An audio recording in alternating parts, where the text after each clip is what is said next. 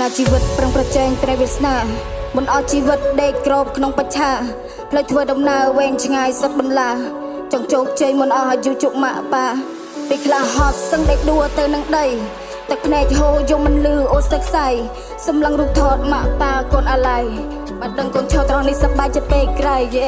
មានឬក្រមិនសំខាន់តែសំខាន់យើងវាក្រទឹកមាត់មិនសូវប្រែចង់ឲ្យគេជឿទៅតែអង្វរអ្នកក្របាត់ចាំការងារដែលគ្រូស្រឡាញ់នឹងពេញចិត្តប៉ុន្តែគ្មានទេប្រាក់ខែចិញ្ចឹមជីវិតចង្ហូរឆ្ងាញ់ត្រូវខិតខំប្រឹងធ្វើការថែមមកការងារដើម្បីមានលុយជាគ្រួសារបើខ្ញុំមិនប្រឹងទៅឲ្យរំពឹងនឹងអ្នកណាបើខ្ញុំមិនប្រឹងទៅឲ្យរំពឹងនឹងអ្នកយ៉ាគេណាមានគេចេញពីផ្ទះតែរៀនតែមានតែជាចំណងចំណាយជំនឿអ្នកក្រចេញពីផ្ទះដែរតែធ្វើសំណងរឿងខ្លះមិនពេញចិត្តតែបង្ខំធ្វើដូចជាចង់ព្រោះដើម្បីតែប្រាក់កម្រៃពីខ្លះគឺចេះចាញ់កាច់ជាថ្លង់អ្នកក្រលើដងវិថីវាមានបញ្ហាយើងស្លាប់សំណងមិនចាប់ពី$3,000ខ្លះគ្រួឆ្កែរត់ចោលអ្នកស្លាប់ដូចឆ្កែដូចឆ្មាក្របបាមានគេប្តឹងហួរតឡាការជួសាក់អំណាចគេសម្លឹងក៏អាយយើងខ្លាយនូខ្លះគួយខ្លាចជាងបីសាយស្រែកមួយវាស់យើងរត់ចាច់ចេញគ្នាប្រសាយអូឡាឡាឡាក្បត់គ្នាឯងព្រោះតែលុយប្រាក់ដុល្លារអូឡាឡាឡា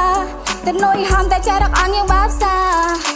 តើពួកខ្ញុំម្លេះខ្សឹបសៀលួយកែធ្វើមិនគ្មានវាសាបានរៀនខ្ពស់មានចំណេះខ្ញុំជាឈឺចាប់មិនអត់សិតតែប្រែកខ្សែភ្នែកសម្លឹងមកងាយខ្ញុំអីយ៉ាងនេះគេថាចាញ់ជាព្រះគេថាឈ្នះជាមាតែខ្ញុំរើយកកាច់ឈ្នះព្រមមិនចង់រស់វេទនាព្រោះខ្ញុំរត់ចង់ការជីវិតលំបាកជាក្មេងកំព្រាហត់ដៃឲ្យគេជួយគេប៉ាដែលសារលើកដៃលាដំណើរជីវិតប្រឹងប្រជែងព្រះវាសនាមិនអស់ជីវិតដេកក្របក្នុងបច្ឆាផ្លូវធ្វើដំណើរវែងឆ្ងាយសុទ្ធបន្លាចង់ជោគជ័យមិនអស់អាយុជុកម៉ាក់ប៉ាពេលខ្លះហត់សឹងដេកដួលទៅនឹងដីទឹកភ្នែកហូរយំមិនលឺអូសឹកសៃសម្លឹងរូបថតម៉ាក់ប៉ាកូនអាឡ័យបើដឹងកូនឈរត្រង់នេះសប្បាយចិត្តពេកក្រៃ